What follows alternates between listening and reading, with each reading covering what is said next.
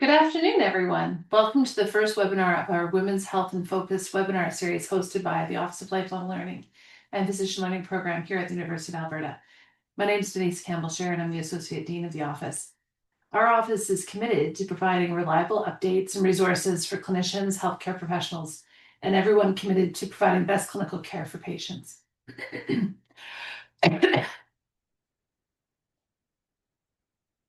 The University of Alberta, its buildings, labs, research stations are primarily located on the territory of the Nihau, Niitsitapi, Métis, Nakota, Dene, Haudenosaunee, and Anishinaabe lands that are now known as parts of Treaties 6, 7, and 8 and the homeland of the Métis. The University of Alberta respects the sovereignty, lands, histories, languages, knowledge systems, and cultures of all First Nations, Métis, and Inuit nations. So I'd like to start with a little bit of housekeeping information for today's webinar. If you have any questions about technical difficulties or L3 programs or services, please use the chat feature at the bottom of the screen. If you have questions for our speaker, please use the Q&A feature of the webinar. Please review what's already been asked and upvote those questions you'd really like to have answered. We cannot guarantee that we'll be able to get to all of your questions. A recording of the webinar will be sent to everyone that registered, and you can claim CME credits and complete a personal learning development activity using the My L3 Plan tool. So for more information, please have a look at the QR code on your screen. As well, everyone will receive a Pearls for Practice summarizing today's webinar. This activity has not been formally reviewed by the CFPC or the Royal College. However, it is eligible for non-certified credits.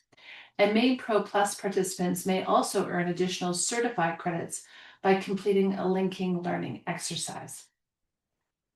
So today we're so pleased to welcome Dr. Nick Poirier and Dr. Alexandra Seal-Grant. Dr. Poirier is a urogynecologist at the Lois Hole Hospital and the physician lead for the Women's Health and Focus webinar series. She's been instrumental in planning the sessions and coordinating topics, and we're deeply grateful to her for her leadership and her support. And our speaker today is Dr. Alexandra Seal-Grant, who's going to share with us common myths in menopause care, and will review the diagnosis and symptoms of perimenopause and menopause, and provide us with some pearls in the treatment options for vasomotor symptoms. We're so grateful to you, Dr. Seal-Grant. Alexandra went to medical school here at the University of Alberta, and she completed her family medicine residency out at Dalhousie University. And she says she accidentally became a menopause specialist after sitting next to two strangers at a conference, and they encouraged her to apply for a job at the Grey Nuns Menopause Clinic, now at the Lakewood Community Health Center Menopause Clinic. She earned her Menopause Society Certified Practitioner credential soon after she started working here. So thank you so much to you both, and thank you to everyone for coming out today. And I'm going to turn it over to you. All right, I'll just get my slides up here. All right, so I'm really excited to see how many people are here today. Thank you so much for taking the time out of your busy schedules to make this topic a priority for your learning. In terms of disclosures, I have previously received speaking fees from Knight Therapeutics. I don't have any other financial disclosures. My objectives for today are to go over the diagnosis and symptoms of perimenopause and menopause, the diagnosis and health implications of premature ovarian insufficiency and early menopause, treatment options for vasomotor symptoms, common myths in menopause care, and some practical resources. I'm sure that for those of you who've been in practice for a while, you've found that more and more patients are asking about menopause. And I think overall that's a good thing. But I know that a lot of people feel kind of unprepared to address all the questions that are coming up. So hopefully this will help. I know that there are a lot of barriers to providing menopause care. Traditionally, there hasn't been enough training for clinicians, but I'm really happy to say that this is improving. It can be difficult as well to figure out which symptoms are related to age, menopause, or other conditions. Patients often have biases, either positive or negative ones, about hormone therapy before they even talk to you. These can be based on online misinformation or anecdotes from friends and family. And counseling patients on this can take a really long time. So that's why I'm very excited to share that there is now a provincial menopause and perimenopause clinical pathway. And so, like many of the other pathways, it starts with an algorithm, but we weren't able to fit it all into one page. So, it's actually a 2-page algorithm followed by all of the expanded details. And if you click on one of the boxes in the algorithm, it will take you directly to the section with more details on that topic. You can access it by scanning this QR code, and it's also available on Alberta's Pathway Hub. There's also a patient pathway to go along with it. So this is what the first page of it looks like. So just like the clinical pathway, it starts with a summary and then it's followed by expanded details. And it covers a lot of the same content as the clinical pathway. And we did have some patients from Alberta who were involved in helping us to develop this pathway and make sure that it seemed useful to them. It's available on myhealth.alberta.ca. There's also a link to it in the clinical pathway, and there's a QR code that you can scan to find the patient pathway. There are 2 main hormones that I'll be talking the most about today, including estrogens and progestogens. So estrogen isn't a single type of hormone. There are multiple different ones, both naturally occurring ones and synthetic ones. And estrogens are the main hormones that treat vasomotor symptoms and some other common symptoms of menopause and perimenopause. Progestogens are generally used to prevent endometrial hyperplasia and endometrial cancer in patients who are taking systemic estrogen. So now we'll get into the diagnosis and symptoms of menopause and perimenopause, starting with a case. So Jennifer A is 51 and she has palpitations and night sweats. Her last period was 13 months ago, and she says, I think it's menopause. Can you check my hormones? So what tests do you order? Do you do a cardiac workup and malignancy workup? Do you check some hormone levels? Do you do all of those things or none of those things?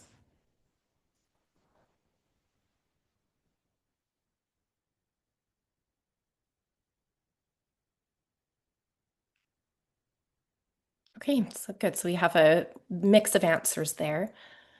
We'll get into my thoughts on this soon. But first, we have one more question about the same patient. So, would you offer her hormone therapy, assuming that she's otherwise healthy?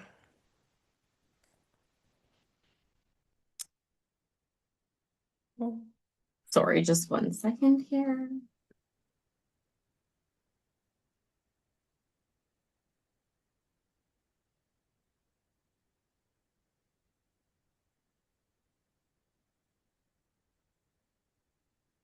Okay, mix of answers as well, but it sounds like most of you would.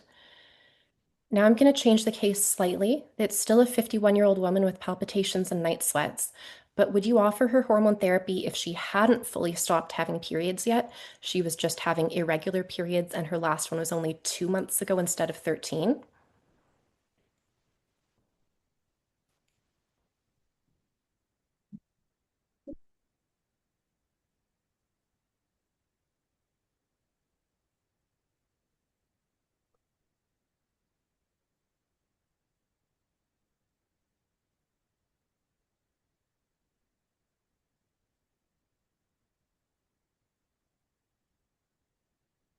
Okay, so a slim majority still would, but a lot of people are not so sure about that. Okay, so hopefully I can help you to clarify a little bit about how to figure out what's really related to menopause or not.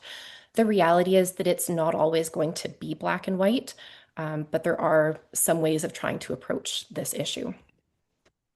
So perimenopause starts when there are changes in cycle length of at least 7 days between consecutive cycles or other menopause-related symptoms. Perimenopause ends 12 months after the final menstrual period. Menopause is diagnosed retrospectively after 12 months of amenorrhea. This slide has a lot of information. The only thing I really wanted to highlight here is if you look in the section on supportive criteria where they show different hormone levels, you can see that at many stages, FSH levels are going to be really variable. So it's not often going to be a reliable test to make the diagnosis or to predict when someone's going to go through menopause. So the diagnosis is usually clinical, based on menstrual pattern and possibly associated symptoms. And if we can't rely on someone's periods because maybe they have a hormonal IUD or they've had a hysterectomy, then we have to rely more on symptoms. The typical age of menopause is 45 to 55, but perimenopause symptoms may start up to 10 years before the final menstrual period. That being said, other diagnoses should be considered, especially under age 40. Routine hormone testing is not recommended unless you suspect premature ovarian insufficiency or early menopause. Testing levels in other situations is often misleading and it often delays appropriate management. This is a straightforward symptom questionnaire that's really practical to use in a primary care setting. It's available at mq6.ca, and we also have links to it in our pathway. And it was developed by Dr. Susan Goldstein, a family physician from Ontario. It asks about changes in periods, hot flashes, vaginal dryness, pain, or sexual concerns, bladder issues or incontinence, sleep changes, and mood changes. This is a much more detailed symptom list that's available on the Menopause Foundation of Canada website, and it was endorsed by the Canadian Menopause Society. And this is something that you can look back at if a patient brings up a symptom and you're really unsure if it could be menopause related. If it's on this list, there's a chance that it's related. Now, if something is on this list, it doesn't necessarily mean that it will get better with hormone therapy. It's really going to depend on the symptom. The differential diagnosis is a bit complicated because it's going to depend a lot on which symptom we're talking about. But Table 1 in the menopause pathway does have a list of some investigations to consider and the rationale for them. Right at the top, I've put obstructive sleep apnea and iron deficiency because those are two very common things that often cause overlapping symptoms with menopause and perimenopause. Other things to think about would be hypo or hyperthyroidism, chronic insomnia, mood disorders, PCOS, hypercalcemia, cardiovascular disease, malignancy, hyperprolactinemia, medications such as opioids or high doses of antidepressants, pheochromocytoma, and carcinoid syndrome. Here's my suggested approach if you're not really sure whether or not a symptom is related to menopause or perimenopause. First thing you really need to do is, just like you normally would, assess whether there are any red flags present. So for example, if someone has night sweats and unintentional weight loss, you need to investigate for other causes rather than assuming that those night sweats are menopause related. If there are no red flags, you can consider offering a 3-month trial of menopause hormone therapy to see if those symptoms improve. Or you can use a non-hormonal medication if there are any contraindications to hormone therapy. If I'm offering this hormone therapy trial, I'll typically go with a standard dose. But if I have a patient who's older or a bit more sensitive to medication side effects, I might try a lower dose. Just keep in mind that that can take a bit longer to start working, or it might be a bit less effective. I would also recommend reaching out to a specialist for advice if you're really unsure. So we'll talk a little bit about what vasomotor symptoms are. So they include hot flashes and night sweats, and they can start up to 10 years before menopause. They last an average of about 7.5 years, but 15% of patients will have them for over 15 years. Overall, about 80% of women will have vasomotor symptoms at some point with menopause, and 20% will have severe ones.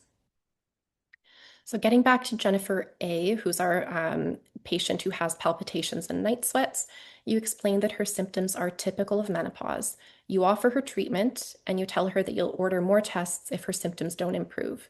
So Jennifer A. goes home and then you meet Jennifer B.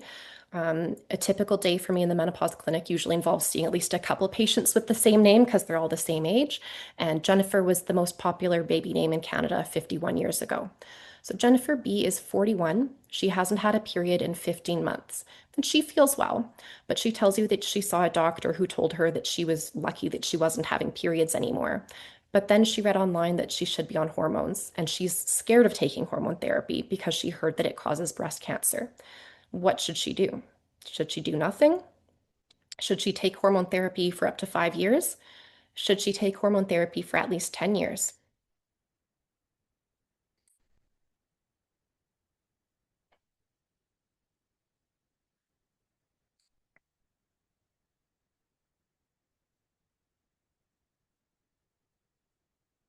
Okay, so a mix of answers. Most people thought that she didn't need to do anything, followed by people who thought she should maybe take at least 10 years of hormone therapy, and some people thought maybe some short-term hormone therapy. Okay, so we'll talk now about early menopause and premature ovarian insufficiency. Early menopause is when the final menstrual period is before age 45. This affects about 3 to 12% of the population. Premature ovarian insufficiency, or POI, is when the final period is before age 40, and this affects about 1 to 4% of the population. Ovulation can still occur intermittently, so keep this diagnosis in mind for anyone under 40 whose cycles become irregular. These conditions really matter because they actually have significant negative health implications, including a reduced life expectancy, mainly because of cardiac disease. Some of the other most significant health risks that I discuss with patients are increased risks of osteoporosis and dementia. Systemic hormone therapy reduces the risks associated with early menopause and POI. So, to make the diagnosis, an elevated FSH above 25 after 4 months of amenorrhea supports a POI diagnosis in someone under 40. Early menopause would be confirmed after 12 months of amenorrhea in patients under 45, but it's reasonable to suspect it and go ahead and start treating after several months of amenorrhea with an elevated FSH and no other cause for amenorrhea. You definitely don't need to wait a full 12 months to treat these patients. If you do the initial set of labs and they're normal, I'd recommend repeating them after 4 to 6 weeks because there may still be some fluctuations in hormone levels and you might have just caught them at the wrong time. A low estradiol level also supports these diagnoses, but there isn't a specific cutoff. And then other tests that would be recommended to rule out common causes of secondary amenorrhea would include TSH, prolactin, and beta HCG. Referral to an endocrinologist or menopause specialist is strongly recommended if POI is suspected and should also be considered in early menopause. So if there are no contraindications, systemic hormone replacement therapy is recommended until the average age of menopause, which is around 51 and a half. Hormone therapy can be continued longer if it's still needed for symptom management. High dose HRT or continuous birth control pill would be recommended until age 51 to 52, and then you can either reduce the dose or stop depending on the patient's individual needs. The target estrogen doses that we use in POI and early menopause are higher than for other patients. And if they're on a higher estrogen dose, they also need a higher progestogen dose. The Canadian Menopause Society has an equivalency table on their website that has recommended doses for all of the forms of estrogen that are available in Canada, and there is a link to it in the algorithm in the pathway. In this population, we use the term hormone replacement therapy because we're replacing the hormones that they should still have. Otherwise, the term menopause hormone therapy or menopausal hormone therapy is used instead. To make things confusing, in the UK, they refer to MHT as HRT. Ultimately, I really don't care which term you use. I'm never going to give you a hard time for picking the wrong one. I just want to explain why there might be differences in the terminology that I use in these slides. So don't forget about contraception. Overall, about 25% of people with POI will have at least one spontaneous return of ovulation. So if they don't want to get pregnant, they should continue contraception until 2 years after their final period. So getting back to Jennifer B, she was our 41-year-old patient with over a year of amenorrhea. You explained that systemic HRT is recommended until the average age of menopause to protect her bones, heart, and brain, and she's interested in starting HRT. Jennifer B goes home, and then you meet Jennifer C.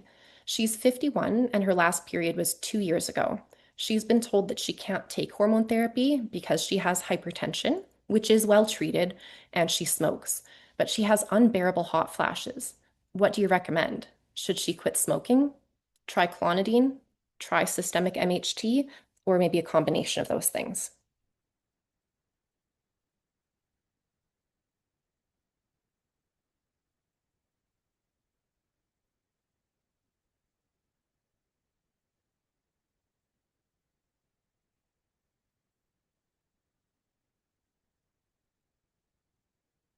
Okay, so a mix of answers there, but I'm glad to see that at least most of the answers involved one of the combinations that included quitting smoking. So now we'll get into the treatment of vasomotor symptoms. Before we talk about medications, I'll briefly go over some non-pharmacological interventions. There is good evidence for cognitive behavioral therapy, clinical hypnosis, and smoking cessation. There's insufficient evidence for mindfulness-based interventions, paced respiration, relaxation, cooling techniques, exercise, and yoga. Exercise might be great for some other menopause-related symptoms, but it's just not specifically recommended for vasomotor symptoms. Systemic hormone therapy is safest if it's started under age 60 or within 10 years of the final menstrual period. It can be continued beyond that age or time frame, and there is no age limit or treatment duration limit for continuing systemic MHT if it's still needed for symptom relief and there are no contraindications. It should be stopped if there is a contraindication or if it's no longer needed for symptom management. There's no evidence on whether it's better to stop abruptly or gradually, so I generally give my patients the choice. For older patients who are on oral estrogen after age 60, consider switching them to transdermal estrogen, and I'll explain why later on. The main benefits are that it's the most effective treatment for vasomotor symptoms. Systemic hormone therapy also helps to prevent bone loss, especially if it's started in perimenopause or early postmenopause.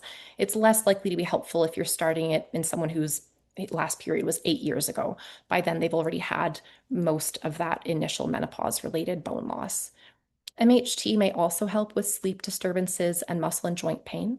It may help with mood and anxiety symptoms in perimenopause, and it may help with genitourinary symptoms, but local vaginal hormones are more appropriate if genitourinary symptoms are the main concern.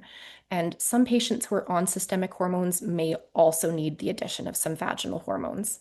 And the webinar coming up on March 10th will focus on these symptoms. The risks are a bit complicated because they vary depending on the type, dose, duration of use, route of administration, time of initiation, and whether a progestogen is used. Starting hormone therapy more than 10 years after the final period or at an age older than 60, it's less favorable and the risks may outweigh the benefits because of higher risks of coronary artery disease, stroke, venous thromboembolism, and dementia. Cardiovascular risk is a bit complicated because HRT reduces the risk in patients with early menopause and POI. MHT is neutral or possibly slightly beneficial for cardiovascular risk in most patients under 60 who went through menopause at the average age. That being said, it might increase the risk in some patients in that age group if they have multiple cardiovascular risk factors. And then MHT may increase cardiovascular risk when it's started in patients over 60. Breast cancer risk, there's overall no significant risk increase in the first 5 years of taking MHT. And then after that, the risk is around 9 additional cases per 10,000 person years of therapy. That's similar to the breast cancer risk associated with low physical activity or 2 glasses of wine per day. The risk is higher with estrogen plus a progestogen compared to estrogen alone, and with synthetic progestins compared to natural progesterone. In the Women's Health Initiative, which was a large randomized controlled trial of hormone therapy from over 20 years ago, conjugated equine estrogen on its own was actually associated with a decreased breast cancer risk compared to placebo. But we don't know as much about the risks and benefits of other types of estrogen like estradiol or estetrol. And we also don't know as much about, how that, risk to benefit balance might change with increasing duration of estrogen alone. So the bottom line is that for someone with early menopause or POI, the benefits outweigh the risks, even if they're asymptomatic, as long as there are no contraindications. For your more average patient starting hormone therapy in their 40s or 50s, the benefit to risk ratio is pretty neutral, so you can treat based on symptoms. And then for someone over 60 and more than 10 years after the final period, the risks would likely outweigh the benefits in terms of starting hormone therapy, but it is okay to continue if it was started before that. And these recommendations apply to systemic hormone therapy, not vaginal hormone therapy. There's a great two-page summary of this information for patients available on the Menopause Society website, and there is a link to it in the patient pathway as well. Now I'll go over the contraindications to systemic estrogen. And again, these do not apply to vaginal estrogen, they're specific to systemic estrogen. They include undiagnosed vaginal bleeding, active breast cancer or personal history of breast cancer, known or suspected estrogen-dependent cancers such as endometrial or ovarian. Now, there may be some exceptions, or there are a few cancer types in those categories where it might still be suitable to prescribe hormone therapy, but you should always check with a specialist first. Active liver disease is a contraindication. Now, I know that fatty liver is incredibly common, and if someone with fatty liver has normal liver enzymes, it's okay to prescribe hormone therapy. Coronary artery disease, active or history of stroke, active or history of venous thromboembolism.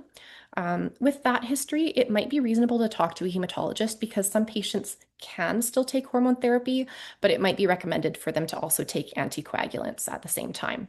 The same recommendation would apply to anyone who maybe hasn't had a blood clot, but they have a known thrombophilia. And finally, pregnancy is also a contraindication. Systemic progestogens have a couple of contraindications as well, including undiagnosed abnormal vaginal bleeding or active breast cancer or personal history of breast cancer. There's some other things to consider that are not contraindications, but that would be reasons to choose transdermal estrogen rather than oral.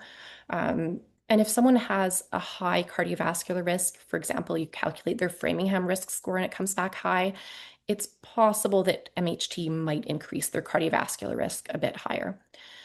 So some conditions to consider as reasons to pick transdermal estrogen would be diabetes, metabolic syndrome, migraine, fatty liver, dyslipidemia, malabsorption, gallstones, obesity, smoking, and hypertension. Family history of breast cancer is very common, and there is some reassuring observational evidence suggesting that hormone therapy doesn't further increase the breast cancer risk in those with a family history. And so MHT can be offered to patients with a family history of breast cancer. Some might still choose non-hormonal medications, and that's fine. But if they're interested in hormone therapy, you can offer it to them. You may want to use a breast cancer risk calculator, and there are many different ones that you can find online to help you to figure out what you should be doing in terms of screening and to get an idea of that patient's baseline risk. You can also consider getting advice from a menopause specialist on the safest MHT options for a patient who has a family history of breast cancer. So most people who go on systemic hormone therapy will be on estrogen and a progestogen. That's because estrogen treats their symptoms, but it can also promote endometrial growth. Progestogens inhibit endometrial growth. After a hysterectomy, you don't usually need to prescribe a progestogen, but you should consider that if someone does have a history of endometriosis. In Canada, we have estrogens available orally or as transdermal patches or gels. And then progestogens are usually taken orally, but the Mirena IUD can also be used. Even though it can be used longer for other indications, it should be replaced every 5 years if it's being used for endometrial protection. And at this point, the Mirena is the only hormonal IUD that has good evidence for endometrial protection with MHT. There are also a couple of combination products that have both hormones in them, either in pill or patch form. There's a unique medication called Tibolone, and it's a selective tissue estrogenic activity regulator. It's been available in other countries for decades, and we've had it in Canada for a few years now. It's an oral prodrug that has estrogenic, progestogenic, and androgenic effects, and it does not require a separate progestogen, and it's considered breast neutral. Another unique medication is the tissue selective estrogen complex. That's a pill combining conjugated equine estrogen and basidoxifene. Basidoxifene is a selective estrogen receptor modulator, or a SERM, similar to raloxifene or tamoxifen. Every SERM acts a little bit differently, but essentially a SERM will be an estrogen agonist on some tissues and an estrogen antagonist on others. So basidoxifene has estrogen agonist effects on bone and estrogen antagonist effects on breast and endometrial tissue. It does not require a separate progestogen because basidoxifene provides enough endometrial protection. And this medication is considered breast neutral, and it is being studied for possible breast cancer risk reduction. I've mentioned earlier a couple times how there are some situations where I might recommend transdermal rather than oral estrogen. So in terms of cost, oral estrogen is generally less expensive. When you look at the thrombotic risk, oral estrogen is riskier than transdermal. The impact on lipids is kind of mixed. Oral estrogen does have some beneficial effects on HDL, LDL, and total cholesterol, but it can increase triglycerides. Transdermal estrogen doesn't increase HDL, but it has less of an increase on triglycerides. Oral estrogen can have a negative impact on libido by increasing levels of sex hormone binding globulin, which makes testosterone less available to tissues. The risk of gallstones and pancreatitis is higher with oral estrogen. And then, if you're looking to have really stable estrogen levels, for example, in someone who's prone to migraines, transdermal estrogen will give you more stability compared to oral. Some other considerations would be that oral estrogen is really easy to use. Most patients are able to swallow pills. And most of especially a lot of the older research was done on oral estrogen. Some special considerations with transdermal estrogen would be that some people are sensitive to the adhesives in the patch. Some brands of patches don't stick very well. And then gels can transfer to other people, and they are dangerous for cats to lick. A special patient population would be those who are on GLP-1 receptor agonists. There's a helpful statement from the British Menopause Society summarizing some recommendations that are based on expert opinion and data on birth control pills. They recommend using transdermal estrogen rather than oral. And then for the progestogen, they suggest either using the Mirena or an estrogen progestin patch, or if using an oral progestogen, consider doubling the dose of it for 1 month after any dose increase of the GLP-1 medication. I know that one of my colleagues just gets her patients to double their progestogen dose long term, and that might be a more straightforward instruction to follow. In perimenopause, you can absolutely prescribe MHT, but it's not going to provide contraception, and it's not generally going to help with heavy or irregular bleeding, and in fact, it can make bleeding worse. So a birth control pill can be a better option for many patients in perimenopause. I usually go with continuous or extended cycles to minimize hormone-free days, and My Health Alberta has a really nice article for patients summarizing how to do this. The type of estrogen in the pill may have an impact on perimenopause symptoms, so you can try one of the pills with ethinyl estradiol or the one with estetrol to see if there's a difference for that patient. And then some people will actually still get menopause symptoms in spite of taking a birth control pill. So if it's appropriate, you might want to consider switching them to MHT because some people will have better symptom relief with those forms of estrogen. Another good option in perimenopause would be a Mirena along with some MHT estrogen. Earlier on in the menopause transition, if you have someone who's still having relatively regular periods, but they're starting to get symptoms, then I would usually recommend starting with a birth control pill rather than MHT. And it could either be a combined birth control pill or the drospirenone progestin only pill, because both of those will suppress ovulation. In these patients, hormone fluctuations are often the main driver of their symptoms rather than low estrogen levels.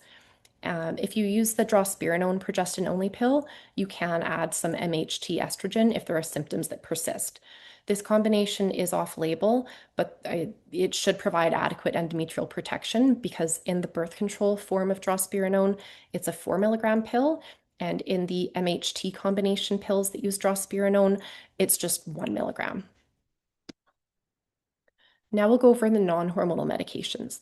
These are less effective than hormone therapy, but some of the newer ones are actually getting pretty close.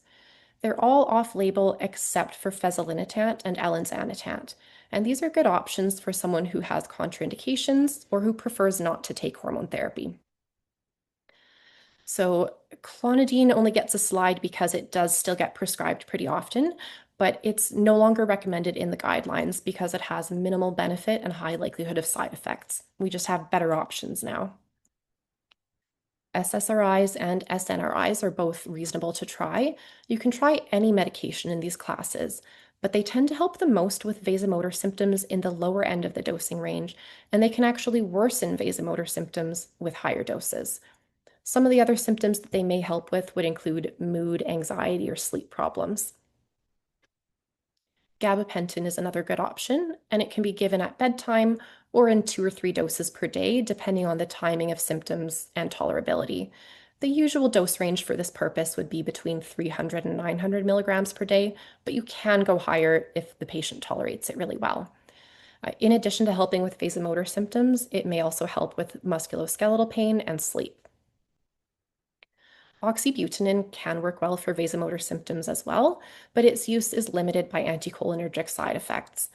It can help with overactive bladder, but there are better medication options for this. So if overactive bladder is a major concern for someone, I would recommend choosing one of the other medications, and you can find some recommendations in the provincial pathway on female urinary incontinence. So now I'll talk about a couple of new medications, the neurokinin B antagonists. So kisspeptin, neurokinin B, and dynorphin neurons, or KNDy neurons, act on the hypothalamic thermoregulatory center. Hyperactivity of KNDy neurons triggers vasomotor symptoms. Estrogen inhibits KNDy neurons. Neurokinin B stimulates KNDy neurons. So neurokinin B antagonists can treat vasomotor symptoms when KNDy neurons become more active in the absence of estrogen.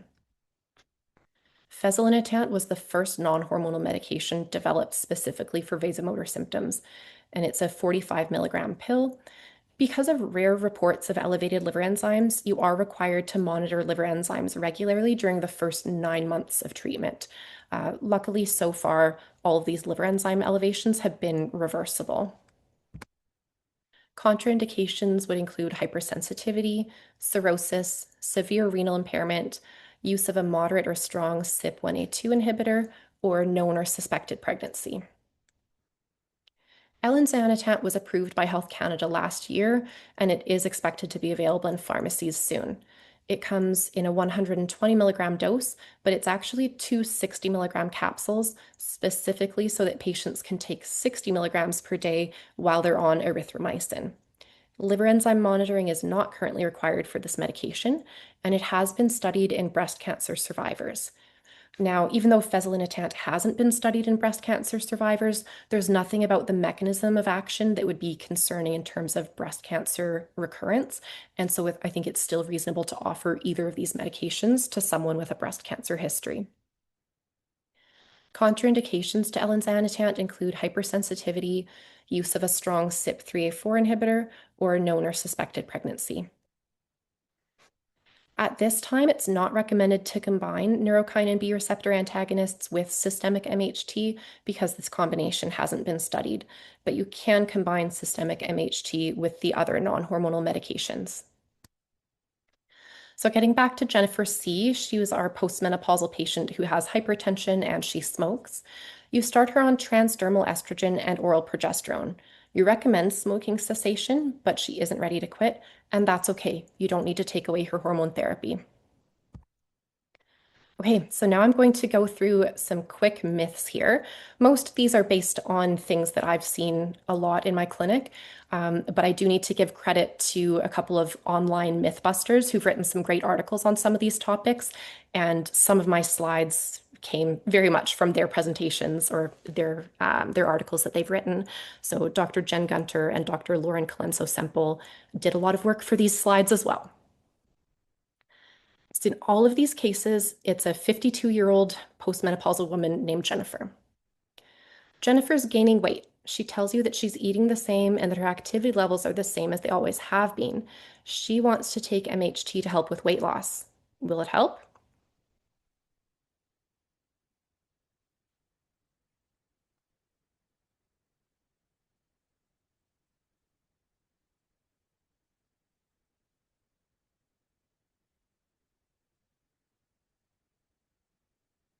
Okay, most of you got that one right. The answer is no. So MHT does have a minor impact on fat distribution in terms of leading to a decrease in central adiposity and visceral fat, but it has no direct impact on overall weight. The weight gain that occurs with menopause is mainly age and lifestyle related. Treating any sleep disruption may also be helpful for weight. MHT will sometimes help with that, but it doesn't consistently help with sleep, so other approaches like CBT for insomnia may be helpful. Jennifer's hair is getting thinner. She wants to start MHT to help with this. Is it likely to help?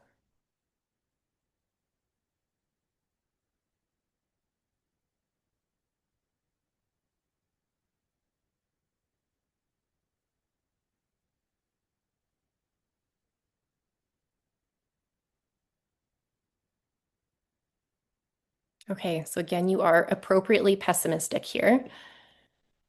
Estrogen therapy has not shown a consistent benefit for hair loss in postmenopausal women. So if you have a patient who's really concerned about hair loss, send them to a dermatologist, not to me.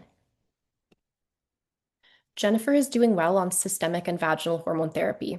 Her friend goes to a different clinic that routinely prescribes testosterone. After hearing about that, she looked it up online and found videos from physicians on social media promoting its benefits for several different symptoms. What do you tell her? I don't have a poll for this one, just think about it. So, testosterone can be used off label in postmenopausal women with hypoactive sexual desire disorder, but it's really important to address other contributing factors. Consider doing an e consult or a phone consult if you're planning to prescribe testosterone. I recommend addressing psychosocial factors and optimizing the rest of their hormone therapy first. And testosterone does not have evidence for sarcopenia, osteoporosis, mood changes, brain fog, well being, or other symptoms. I won't read through all this, but this slide just shows that there are so many factors besides hormones that are associated with sexual dysfunction. And this slide just shows how a lot of other menopause symptoms can have a negative impact on sexual desire. So treating those symptoms can be really beneficial. Jennifer heard that private clinics offer compounded bioidentical hormone therapy. They promote it as being a safer, more customized way of balancing hormones. She wants to know if it's worth the cost. What do you tell her? Again, no poll here, just think about it. So, bioidentical is not a scientific term, it's a marketing term, and it's used to portray compounded hormones as being more natural or safer compared to Health Canada approved hormones. But the compounding pharmacies that make custom compounded hormones, they're actually using exactly the same hormones that pharmaceutical companies use in their products. They don't have some special, more natural source of these hormones. They're all still semi-synthetic. And when a hormone therapy is compounded, it's not monitored for purity and safety. The dosing can be inconsistent. It doesn't have to come with a product monograph warning someone of the risks. And so my recommendation would be that if you have someone who really prefers to be on hormones that are chemically identical to their own hormones, go with one of the Health Canada approved hormone therapies that contains 17 beta estradiol and micronized progesterone. This isn't necessarily going to be better or safer than synthetic hormones. For many people, it will be, but ultimately it depends on your patient's individual context. Jennifer heard that menopause accelerates muscle loss. She wants to start MHT for muscle maintenance. Will it help?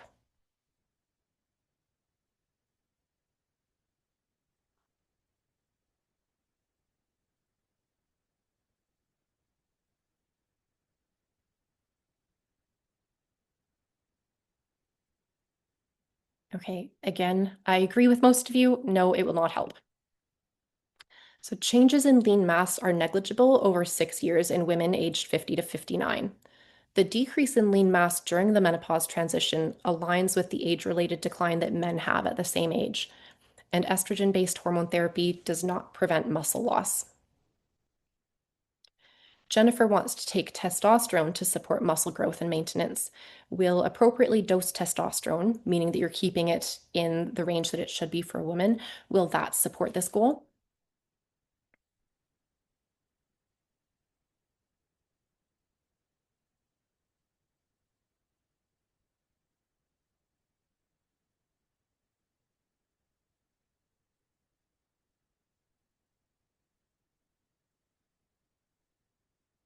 Good. Once again, the pessimists are right about this one. So there's no association between testosterone levels and lean mass or strength in women. High dose testosterone can increase muscle size and strength, but the doses required to achieve those effects are associated with a high likelihood of side effects, including excess body and facial hair, voice deepening, male pattern hair loss, weight gain, and acne. Ironically, a lot of influencers promote testosterone for weight loss in women, but a lot of the studies, even done on low dose testosterone, showed 1 to 2 kilos of weight gain. Jennifer heard that there was a study showing that testosterone prevents fractures in women. Is there good evidence for this?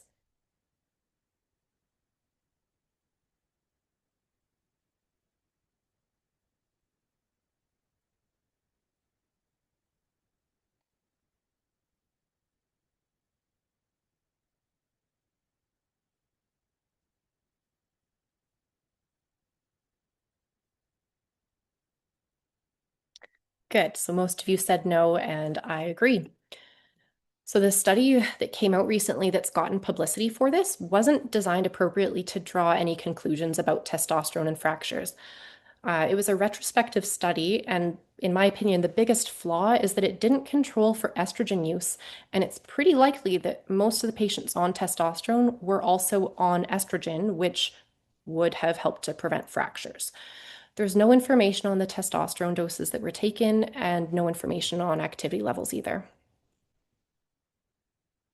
Jennifer follows an influencer who promotes estrogen face cream for wrinkle prevention.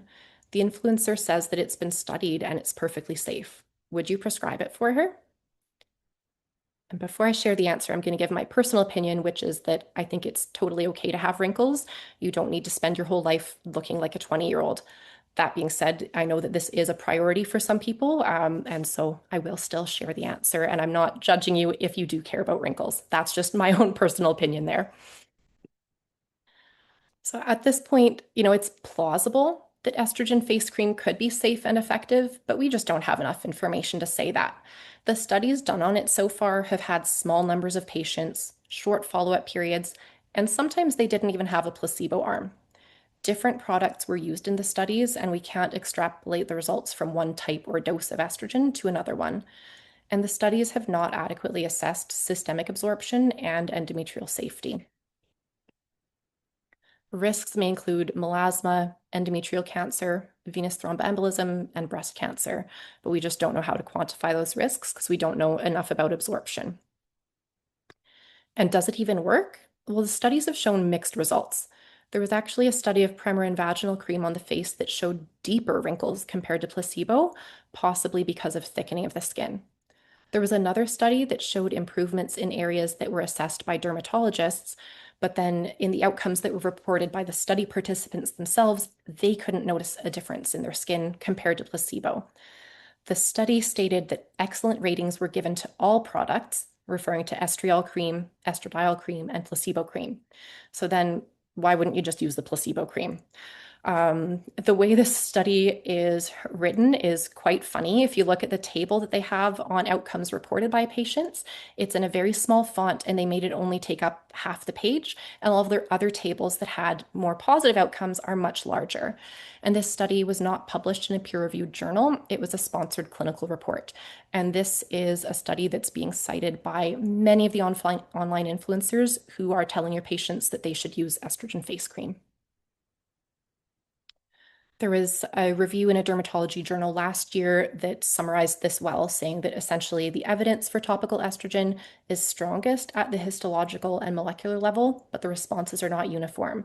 Actual clinical outcomes haven't lined up with the histological findings, and most controlled trials didn't demonstrate reproducible improvements in visible aging, and the safety data are still inconclusive. So for now, I would recommend sticking with treatments that have more evidence and safety data, like sunscreen, hats, sun avoidance, retinoids, exfoliants, and avoiding smoking. Okay, we've almost made it. That was a lot of information. I'm going to just summarize a few things and leave you with some resources, and then we'll get to questions.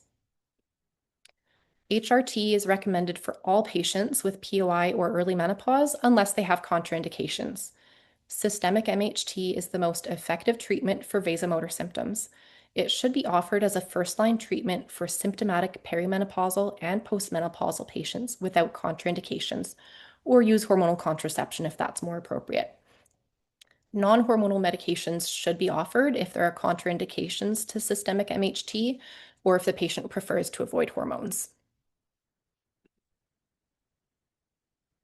I would caution you against using AI to answer any menopause-related questions at this time. I don't think that it's worth the environmental impact based on how inaccurate the answer may be. There was a study last year that found that ChatGPT was only 67% accurate, Open Evidence 60%, and Gemini 47%. If you or your patients want to follow some reliable accounts on social media, I'd recommend following one of these organizations: the Canadian Menopause Society, the Menopause Society, formerly known as the North American Menopause Society, which is an American organization, or the International Menopause Society. Patients are able to self-refer for a menopause education class by phoning our clinic, and the class is done over Zoom, so they don't need to live in the Edmonton zone.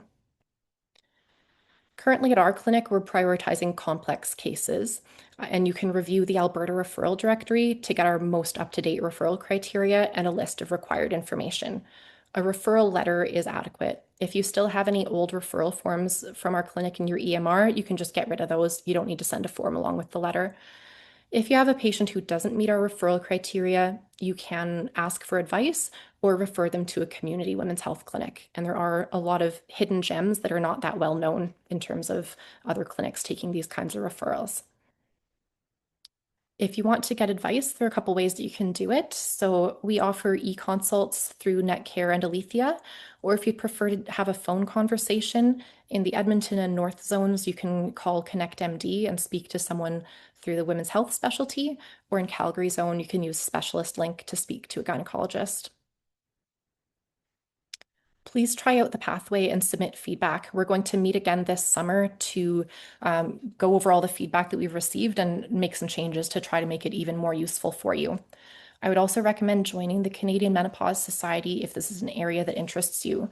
They put on excellent conferences and webinars, and they also have a private Facebook group that you can join to ask for advice from colleagues. And these are my references. And now I'll take some questions. Oh, awesome, Alexandra. Thanks a million. We have so many questions. So folks, please have a look and upvote those ones that you really, really want to make sure we get to. Genevieve has a question around whether or not she has a patient with a personal history of breast cancer and whether they could be prescribed MHT. What if she's tried non-hormonal therapies with no relief and tells you she'd rather have cancer than suffer the vasomotor symptoms? Yeah, so that would be a case where, I would at least want to make sure she's had a good trial of one of the best non-hormonal medications. So would suggest having her try something like fezolinetant for at least 2 to 3 months. And if that's really not giving her the results that she wants to see, then she could make an informed decision to go on MHT. That would be a situation though where I would recommend using the lowest dose necessary and for the shortest period of time, and potentially reaching out to a specialist to figure out what some of the lowest risk options might be for her. But I do have a handful of patients who have chosen to go on systemic MHT because they felt like it made a really big difference to their quality of life. Okay, awesome. JC was asking about whether you could comment on testosterone use in patients with lowered libido, both in perimenopause and menopause, because it seems something that patients are interested in. You might cover that a bit. Yeah, I kind of covered a little bit. That being said, one thing I'll add, I did mention in the slide that, it's used for postmenopausal women, and that's just because there's not currently enough research in perimenopausal women to know if testosterone therapy is helpful for them. If you look at appropriately selected patients, meaning that you've ruled out other issues like relationship factors or vaginal dryness or other things that could be contributing, overall, there's about a 50 to 60% response rate in terms of who's actually going to improve with testosterone therapy. The remainder of people are really not going to have much improvement with it. Generally, I'll do, about a 6-month trial of it. And if it's not helping within 6 months, it's not usually worth continuing it. But yeah, that could be its own huge topic. So I think I'll leave that question there. We might need to bring you back, Alexandra. Yeah. Sadia is saying she has a patient, 54-year-old, postmenopausal with fibroids, endometriosis history, adenomyosis, and chronic headaches and hot flashes. Was tried on Myfembree, Bijuva, and Prometrium over the last few months with relief of symptoms but severe aggravation of the headaches. So wondering what might be thoughts there. Yeah, that can be challenging. For people who are prone to getting headaches, some are going to be more sensitive to hormones than others. My approach is usually to just start with a really, really low dose. So if you look at something like Bijuva, for example, that one would be considered more of a moderate dose. So I would maybe pick something where you can start at a much lower dose, and that Canadian Menopause Society dosing equivalency table would give you some options there. I would just start at the very lowest dose, give them a few months to get accustomed to that, and kind of gradually increase the estrogen from there, and try to find a dose that hopefully helps with their symptoms without worsening their headaches. And if you really can't find anything that seems to be the right dose, then maybe a non-hormonal medication might be a better fit. Okay. And the next question was from Chidibear, whether it's common practice here to have women on IUD within 5 years of insertion also be on oral progesterone with estrogen. So why is they're commenting that they've noticed that this is happening, like Marina plus 100 milligrams of oral progesterone plus estrogen. So yeah, why would that happen? Thoughts on that? Yeah, good question. That's something that I'm certainly seeing a lot. There seems to be this idea out there that more progesterone is going to be better. I do have a handful of patients who have a Mirena that's still new enough to be active, where I might still actually have them on a tiny bit of oral progesterone. And that would just be because there are some patients who do get significant sleep benefits from progesterone, so they truly feel better on it. But for a lot of women, progesterone is actually pretty neutral for their sleep. It doesn't make a big difference. It can even give them more vivid dreams or make them feel too groggy in the morning. And a lot of women also actually get negative mood symptoms with progesterone. And so my answer would be that, it might be appropriate for some patients, but I am seeing that some clinics, especially the private clinics, just seem to be prescribing as much progesterone as possible. And if it doesn't seem to be working, just adding on more and more and more. And I don't agree with that approach at all. I think that, can be pretty harmful. But in appropriately selected patients, sometimes it makes sense to have a bit of oral progesterone if they're truly finding it helpful for their symptoms. Awesome. Hey Nathan. Nathan has a patient has come in recently from a private clinic with compounded topical progesterone for PRN use, who the patient feels it's helpful. I'm wondering if there's any evidence for that at all. Yeah, good question. So progesterone is really not absorbed well through the skin. Just a quick aside to that would be that a lot of synthetic progestins are still absorbed well. So if you look at some of the combination patches that have a progestin in those ones are fine. But progesterone itself, which is what's in these compounded creams, doesn't actually get absorbed all that well. And so it's likely a placebo effect. But who knows? It hasn't really been studied well. Okay. Um, Emily is asking whether migraine with neurological symptoms is still a contraindication to estrogen therapy. Yeah, so in general, it would not be a contraindication, but it would be a reason to choose transdermal estrogen. And if there is any question that, that someone may have had a TIA or a stroke or anything more unusual than that, then I'd recommend checking in with a neurologist first. But many patients who've had migraines with neurological symptoms can still take transdermal estrogen. Awesome. And Emily's giving you a shout out for great talk. Thanks, Emily. Okay. Haley is wondering, yeah, I think Haley, the bioidentical stuff was covered and everyone will, by the way, receive a copy of the recording plus the pearls, which summarizes the key elements of the slides, because that's coming up a lot in the questions. Um, Miriam's asking, is oral progesterone required with use of combined patches for menopausal symptoms? So if they have the combined patch, do you need extra progesterone? No, that's a good question. If it's, yeah, any of those standard MHT combined patches, there's no need to add any additional progesterone on top of that. Okay.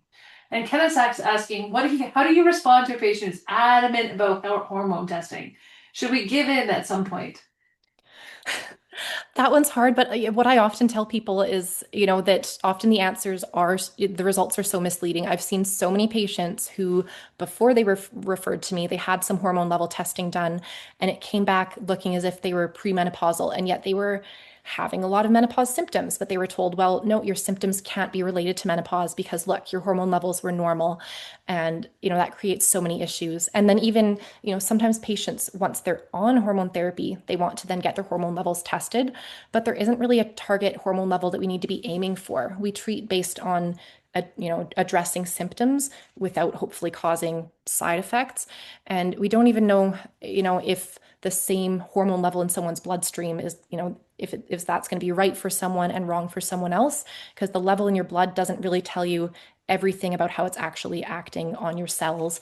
And proteins in the blood like albumin and sex hormone binding globulin can all have an impact as well on the activity of these hormones. So there is really not any level that we need to be aiming for. Okay, and then I'm just going to put a little plug in here. We do have a course coming up, folks, on how to help your patients living with obesity. Leslie has a question here around the dosage increase in progesterone. Why does that need to happen with GLP-1s? Yeah, so it's thought that there's just a delay in the absorption of oral progesterone. And so, just as a precaution, it is recommended to increase that dose at least for that period of time.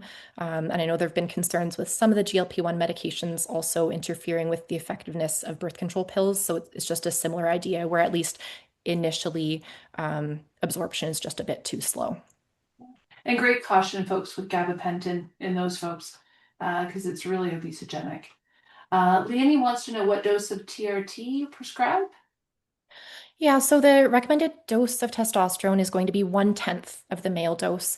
Because we don't have any female products specifically in Canada, you're going to use one of the male medications. Usually the one that I go with is Androgel because it's more likely to be covered. And so that one comes in a bottle where you can pump out the dose. So I would start with one pump twice a week. And if levels don't go too high with that, I might increase to one pump 3 times a week. Alternatively, you can get Testim, which comes in little pouches. And for a man, one pouch would be the daily dose. So you can do 1/10 of a pouch for a woman. And to help to learn the dose, I recommend putting it in a syringe initially and then just measuring out. So it would fill a 5 milliliter syringe, use 0.5 milliliters per day. But eventually, once someone gets used to it, it is okay for them to then just eyeball the dose as long as those pouches are lasting 10 days. Phew! Wow, Alexandra. Well, we ran over by 2 minutes, but so many great questions and so many people weighing in. Thank you, thank you. Really valued all of your presentation. So gosh, thank you so much on behalf of everybody for just this tour de force. And yeah, anytime you want to come back and do more, please feel free. So folks, thanks so much for coming and for all the great questions. We will be sending out that Pearls for Practice. And yeah, and I think Natasha in the background will take note of the couple questions that might be there. Make sure we highlight those on the Pearls for Practice. Thanks, Absolutely. Alexandra. Yeah. Thank you. And thanks everybody in the background. Yeah, you've got like everybody going, thank you, thank you, thank you, thank you. So I hope you're taking advantage of the chat. Like this has just been such a huge contribution, Alexandra. Really, really appreciate you. Yeah, happy All to do right, it. folks. So we'll see you with the next with the